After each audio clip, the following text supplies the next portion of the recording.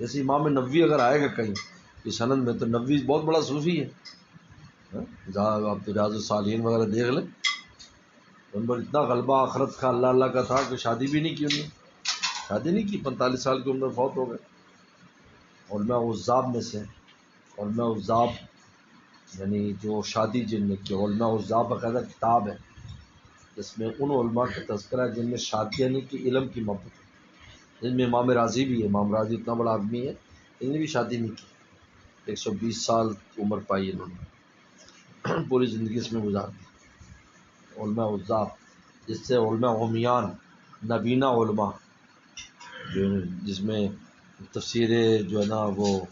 جمل والا ہے، تفسیر جمل والا نبینا تھے، اور یہ جلالین کی شرح بہت بڑی شرح ہے تفسیر جمل، بعض جمل بھی کہتے ہیں، جمل میں اونٹ، بعض تفسیر جمل کہتے ہیں، تو وہ نبینا تھے، علماء عمیان بھی کتاب لکھی ہوئی، تو ان کو اتنا غلبہ آخرت کا تھا، شادی علم کی ایسی محبت ہوتی تھی۔ ایک محدث کے بارے میں لکھا ہے، علم کی شادی نہیں کی، علم کی ایسی محبت اور علم میں غرق کہ ایک بار بادشاہ وقت نے طلب کیا ان کو کہ آؤ کو مسئلہ پوچھنا، بادشاہ مشورہ کرتا تھا، تو حضرت گئے، راستے میں گئے تو لونڈیاں فروخت ہو رہی تھی، تو لونڈی جو ہے نا بمنزل مال کی ہوتی ہے، ان کو دیکھنا جائز ہے، جس طرح کو مال پسند کرے، گائے بھینس دیکھنی ہو تو اس کو دیکھیں گے آپ، تو بکتی جو تھی تو ان کو دیکھ سکتے ہیں، وہ بھی وہ بولی لگ رہی تھی کہ اتنے کی ایک لونڈی کی بڑی بولی اوپر سے اوپر جا رہی تھی، لیکن وہ خریدار نہیں پہنچ نہیں پا رہے تھے، ان کے ایسے وہ بہت حسین و جمیل تھی، بہت حسن تھا اس میں، یہ بس بد نظری ہو گئی ان سے، بد نظری تو نہیں کرائے گی، ہے تو نظر جائز تھی، لیکن وہ تو چونکہ علمی دنیا کے بندے تھے، کبھی باہر بھی اتنے نہیں نکلتے تھے، انہوں نے دیکھا تو دل پکڑ لیا، اس نے دل پکڑ لیا، تو دل پکڑ لیا تو خیر پھر آگے چلے گئے، بادشاہ نے مسئلہ پوچھا، انہوں نے مسئلہ وغیرہ بتایا، بادشاہ بڑے زیرک لوگ ہوتے تھے اس زمانے میں، وہ تو اصلی بادشاہ ہوتے تھے نا، یہ سب ڈمی ہیں آج کل کے ہیں، ان کو تو کچھ پتہ نہیں ہوتا، بڑا زیرک تھا، انہوں نے کہا کہ حضرت اگر آپ برا محسوس نہ کریں تو آپ کسی تشویش میں آپ کا دل ہے اس وقت، آپ حاضر مجلس نہیں ہے، آپ تشویش میں بتائیں تشویش کیا ہے آپ، تو اسے سادے لوگ تھے، کہا یہ اس طرح ہو گیا، میں تو کبھی نکلا نہیں، ایسے میری نظر پڑ گئی تو بار بار اس کا خیال آ رہا ہے، کہا کوئی بات نہیں، کھانا پانی آ گیا، ادھر بادشاہ نے وزیر کو بھیجا کہ فوراً جاؤ اس لونڈی کو خریدو، دلہن بنا کر حضرت کے گھر پہنچا دو،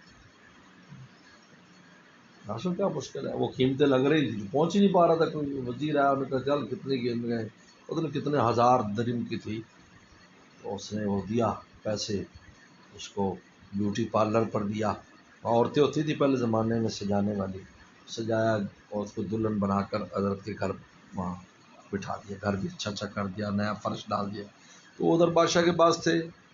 بادشاہ بھی ان کو ذرا تھوڑا دیر کرا رہا تھا، جب وزیر آ گئے ان کے، جب ایوری تھنگ اوکے، ہر چیز اوکے، تو ان کا جی بہت اچھا، پھر چلے گئے، گھر میں قدم رکھا تو ایسی خوشبو آ رہی، اور حیران ہو گئے بھی یہ کیا ہے، وہ دیکھا کہ وہ دلہن بیٹھی، تو انہوں نے کہا میں آپ کی لونڈی ہوں، تو انہوں نے دیکھا تو وہی تھی، وہ اب بتاؤ، ایک تو ویسے حسین تھی جب وہ بک رہی تھی بازار میں، اب وہ سج دھج کے آئی تو اس کے حسن کا کیا حال ہوگا، اب ان کی عادت تھی روزانہ اتنی حدیثوں کو تلاش کر کے ان کی تحقیق کرتے تھے، تو وہ تحقیق کے لیے جب اپنے کمرے میں بیٹھے تو ذہن ہی اڑا ہوا ہے، اور عبارت نظر نہیں آ رہی کتاب کی،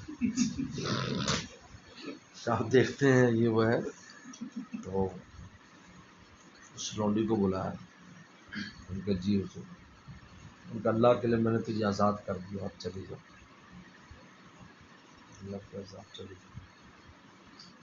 ان کا آپ چلی جاؤ، آپ کی وجہ سے مجھ میں اور علم میں فاصلے ہو رہے ہیں، اور میں اس محبوب کو چھوڑنا نہیں چاہتا، وہ تو جب آزاد ہو جاتی تھی تو پھر تو اس کا اسٹیٹس بہت بڑھ جاتا تھا. ایک سے ایک آدمی شادی کرنے کے لیے آزاد ہوتے تھے، پر مہار بھی لیتے تھے. عربوں کے ہاں تو بہت بڑے بڑے مہار لیتے ہیں. تو چلی گئی. بادشاہ کو پتہ چلا تو بادشاہ نے تاریخی جملہ لکھا. انہوں نے کہا اگر کسی کے ہاں پورے عالم میں کوئی چیز یعنی علم سب سے زیادہ لذیذ اگر کسی کے وہ ہے، کسی کو پوری دنیا کی ہر چیز سے، یہ فلاں بن فلاں ہے. جب آپ نارمل ہو گئے پھر اپنی شادی نہیں کی.